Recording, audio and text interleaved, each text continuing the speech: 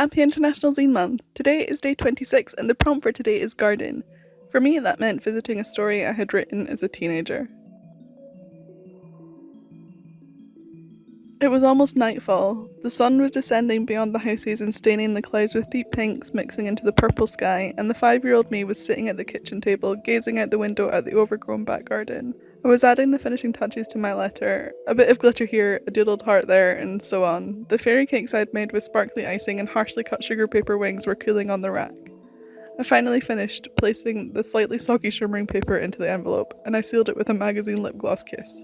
Grabbing the cake and letter, I swung the back door open and rushed down the garden steps, crawling through the tangled bushes and flood of crocuses, heading towards the centre ring. The birds were tweeting their goodnights and I could hear a slight buzz from the faraway road, but when I reached the centre, it was silent. As a child, I never found this strange. We had an odd garden. My parents never tidied it up in the few years that we lived there. It was so unruly and wild, but I don't remember ever being frightened.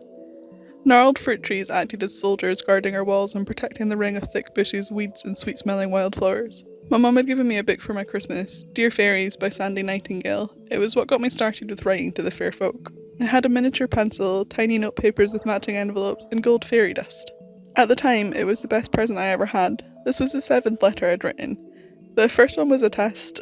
I never told my mum I'd written it, and no fairies replied. I was so upset that I cried and told my mum, who suggested drawing them a friendly picture to attract them. It's funny that I only received letters when my mum knew about it.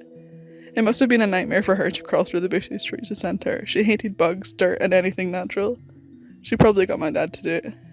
I got lots of little presents from my fairy friends. An extremely long daisy chain, a tiny dress made out of tulip petals and sewn together with a spider's silk web, a hollowed out acorn tea set with matching leaf plates, and on my 6th birthday they placed a cupcake on my window ledge with glitter all around the box and a candle. I drew lots of pictures for them, and gave them furniture and dresses made from pipe cleaners, feathers, felt, glitter, and lots of PVA glue. This time I'd drawn a picture of my bedroom, and asked in my letter what their houses looked like, and I wished that I could see them. The crawl to the centre always left me with fine white scrapes along my arms and legs, particularly as I slid past the cotton candy pink rose bush. It was the kind with thorns that are so small and profuse in number that if your skin grazes a branch it feels as though you've been brushed by needle-sharp bristles. I was always scratched by them. I knew that fairies liked roses, so I always picked off a head to place beside my letter. After the 7th letter you would have thought I'd have learned enough to pick one of the other flowers. There was a plentiful amount of them growing. Purple foxgloves with their multitude of spotty bells, the bleeding hearts with stalks that looked too fragile under the weight of the blood droplet flowers, sweet-smelling chamomile with flower heads like daisies growing amongst the thick ivy vines, the green-veined white orchids that attracted the most beautiful butterflies, deadly nightshade with huge, tempting purple orbs of poison.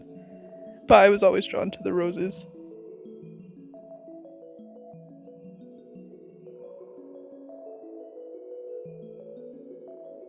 But you'll just have to read the zine to find out the rest of this story. Fairies at the bottom of my garden was a reflective essay that I wrote for part of my creative writing classes at school. Our task was to write something that we could remember from our childhood, but we were to tinge it with elements of fiction. I'll leave it up to you to decide what elements of the story are real and what is the imagination of my bitter teenage self. 27-year-old me found the making of the zine quite bittersweet. It reminded me how much writing I used to do when I was younger, and I'm proud of my little teenage self. Even if the writing was not always great, I was at least doing it. Now I think real life is taking me over too much, and I do not write as much as I used to. I don't even make as much art as I used to, or as much as I want to. I really want to change this. Hopefully if I can push myself to undertake more projects like this one, I can crawl my mental health back into somewhere a little happier, and actually make all of my awesome art ideas happen. For now, I have a bunch more zines to make, so do hit that subscribe button if you want to see more of these zine videos from me.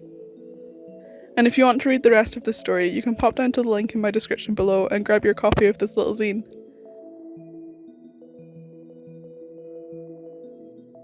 But that's all from me for today. I'll see you in my next video, and I hope the fairies are kind to you.